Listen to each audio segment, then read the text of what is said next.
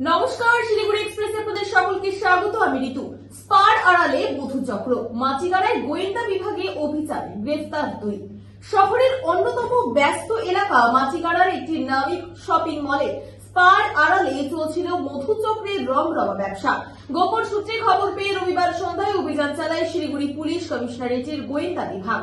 অভিযানে হাতে নাতে ধরা পড়ে এক যুবক ও এক যুবতী।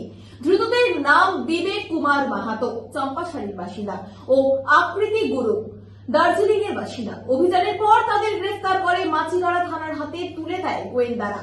পুলিশ সূত্রে জানা গিয়েছে, দীর্ঘদিন ধরেই ওই শপিং মলের স্পাটিতে গোপনে এই অসাধু ব্যবসা চলছিল। মে মাসেও একই শপিং মলের আরেকটি স্পায় হানা দিয়ে মালকিন ও এক গ্রাহককে গ্রেফতার করেছিল পুলিশ। কয়েক মাসের মধ্যেই ফের একই ধরনের অভিযোগে পুলিশি অভিযান শহরে চাঞ্চল্য তৈরি করেছে।